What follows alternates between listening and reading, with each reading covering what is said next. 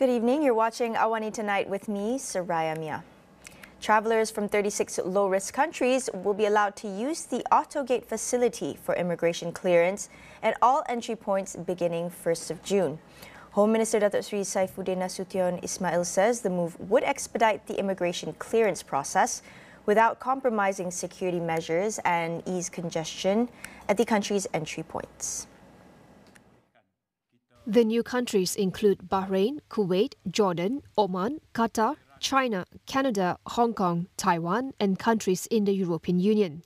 The latest additions bring the total number of countries eligible to use the facility to 46. Saifuddin said the government's decision to allow this was due to the high number of travellers entering the country, with 40 million entering between 1st of January 2023 and April this year. 30.5 million of the total entered the country via KLIA Terminals 1 and 2, as well as the entry points in Johor Bahru. Last year, the government announced that the Autogate system facilities at KLIA, which were previously restricted to Malaysians, would be open to foreigners from 10 low-risk and G7 countries. The government also plans to add 40 more Autogates at KLIA Terminals 1 and 2, bringing the total to 94. A war against excessive consumption of sugar will be launched soon to curb the rise of non-communicable diseases, NCDs, among Malaysians. Health Minister Datuk Sri Dr. Zulkifli Ahmad says several measures were necessary. According to the National Health and Morbidity Survey 2023, over 500,000 of adults in Malaysia live with NCDs such as diabetes, hypertension, high cholesterol, and obesity. The measures may include introducing a grading system on sweetened beverage and pre-mixed drinks based on the amount of sugar the drink contains. Around 2.3 million adults in the country live with at least 3 NCDs. The survey revealed that 1 in 6 adults were diabetic, while 1 in 3 were living with hypertension. It also found that 2 in 5 adults were not getting enough sleep of at least 7 hours a night. Insufficient sleep has been linked to obesity, cardiovascular disease, diabetes, high blood pressure, depression, and car accidents. There has also been a 600% increase in the number of e-cigarette users in Malaysia over the past 12 years. The survey involved 21,000 respondents with data collected between July and September last year.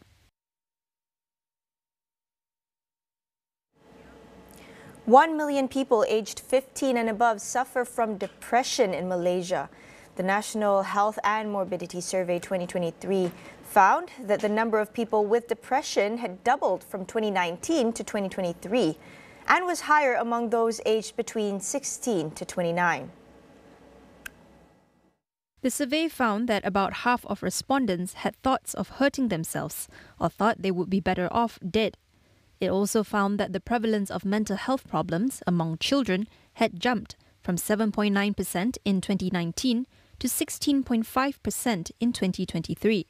This means that 1 in 6 children between the ages of 5 and 15 in Malaysia will be affected. Separately, the survey found that 12.9% of Malaysians had refrained from seeking medical treatment for their health problems due to financial difficulties. Respondents said this was because the treatment was too expensive and they did not have the money. There are no plans to make the installation of dash cams mandatory in all vehicles in the country. Transport Minister Anthony Loke says various aspects need to be considered, including the cost to the public of making them mandatory. However, Loke said that the installation of dashcams, especially in vehicles from manufacturers, is strongly encouraged. Loke also urged bus operators to install the device so that recordings can be used as evidence in the event of a road accident. Separately, Loke said that 600,000 road accidents were recorded last year, with over 6,500 deaths. Of these fatalities, 65% involved motorcyclists. The Regulatory Framework Bill on Carbon Capture, Utilisation and Storage will be tabled in Parliament during the November sitting this year. Economy Minister Rafizi Ramli says the bill will address all aspects necessary for the development of a new industry including regulatory approval and safeguarding the public interest. Rafizi said there was currently no government agency, department or regulatory body to set standards for the industry. There was also a lack of legislation covering liabilities and regulations. He said the establishment of the framework would enable investors to come to Malaysia, adding that engagement sessions had been held with industry players. Rafizi added that the value of the industry was expected to reach 100 billion ringgit in 20 years. Meta has restored Facebook posts by local media covering Prime Minister Datuk Seri Anwar Ibrahim's meeting with a Hamas leader in Qatar earlier this week. A Meta spokesperson said in an email to Reuters that the two posts were removed in error and have now been restored. Anwar had met Ismail Haniyeh of Hamas in Qatar on Monday, where he stressed that though he had good relations with the group's political leaders, he had no involvement in its military apparatus. Malaysia had sent a letter asking Meta to explain the taking down of posts by two media organisations about the meeting. Communications Minister Fahmi Fadzil also condemned the removal of the posts on Wednesday, accusing US organisations of not respecting the freedom of media outlets. However, Meta claims it does not deliberately suppress voices on Facebook. Meta designates Hamas as a dangerous organisation and bans any content praising the group. May 16 marks Teachers' Day, when educators are recognized and honored for their contributions and hard work. On this occasion, Associate Professor Dr. Adlina Asmawi from University Malaya outlines the main challenges lecturers face in the higher education sector today. We juggle a lot. A lot of people think that we teach only, and that's just a fifth of what we actually do. So we juggle teaching, research, publication of articles and books, community services projects, internationalization. And if I look at only one portion of it, for example, teaching, we teach postgraduate diploma level, bachelor's degree level, master's level, PhD level. So you can see a spectrum of challenges that differ faculty to faculty. The latest issue that we all face would be, for example, not so much digital utilization, but AI-driven tools seeping into the university or higher education, and how do we optimize, accordingly, making it fit for both academics and students as well. So that's also another challenge. It comes with time, newer things happening, and we have to cope with newer things as well. It's about us exploring as well with our students, not blocking all the way altogether, but to, like I said, optimize how best to do this, because if used wisely, we can actually do well at the higher education level. Adelina shared how universities and the government can better support teachers' professional development.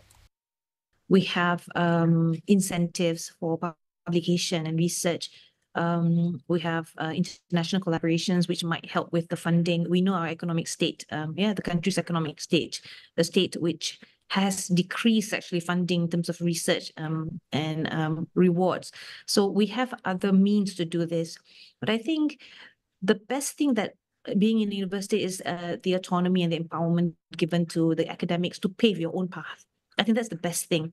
And I think if you want to talk about what ways to improve, maybe not to change the yardstick, for example, KPI yardstick or promotional yardstick, maybe not to change that. We would like to see better intellectual discourse, perhaps, between stakeholders, ministry and the experts, and open discussion about any issues that we face.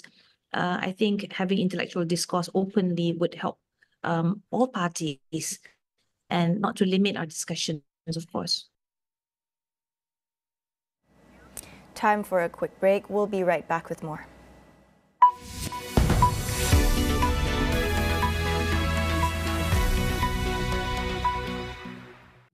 Ni siapa? Muka sama. Kembar ustaz kan ni?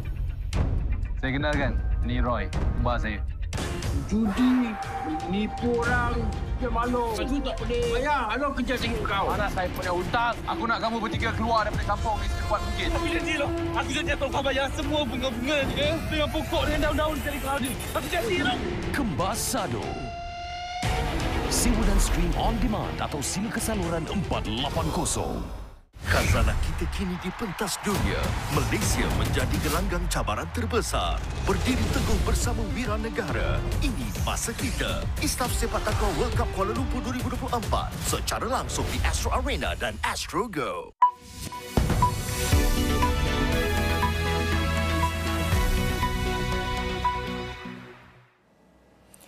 Welcome back.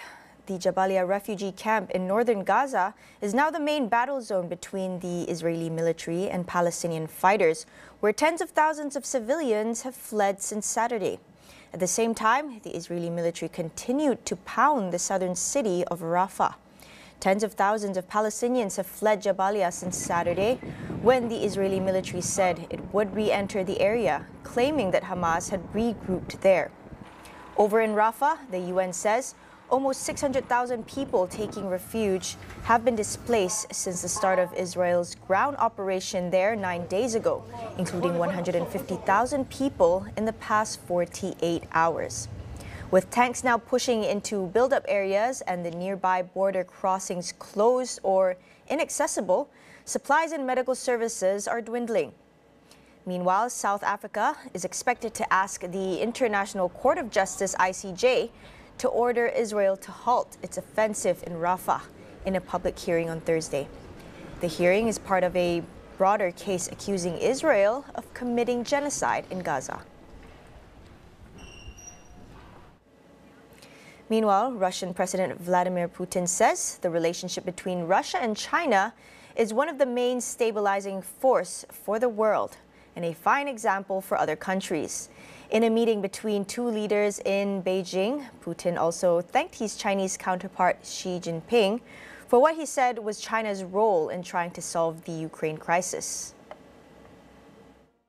Putin had earlier been welcomed by Xi to Beijing's Great Hall of the People with full military pageantry. It was Putin's first overseas trip since he was re-elected to a fifth term in office in March and his second visit to China in just over 6 months. Speaking during his meeting with Xi, Putin said that Russia-China cooperation is not directed against any other power and is a stabilizing force for the world. Xi, for his part, described Putin as an old friend and reaffirmed China's unwavering commitment to being a reliable ally of Russia. The visit is the latest sign of tightening relations as the two draw their countries closer in the face of major frictions with the West. China remains by far the most powerful of Russia's friends in the world and has acted as a lifeline for Russia since its invasion of Ukraine in 2022. Slovakia's Prime Minister Robert Fico is in a very serious but stable condition after he was shot 5 times in an assassination attempt. Deputy Prime Minister Robert Kalinak says doctors had managed to stabilize Fico's condition overnight and procedures were underway to secure further improvement. Medical officials said Fico had undergone 5 hours of surgery with 2 teams to treat multiple gunshot wounds. The gunman shot the 59-year-old during a visit to the central Slovak town of Handlova, initially leaving him in a life-threatening condition. The shooting was the first major assassination attempt on a European political leader for more than 20 years. Police managed to arrest the 71-year-old male shooter, who was believed to be a former security guard at a shopping mall and a poetry writer. He has been charged with attempted murder, and police have yet to disclose the motive.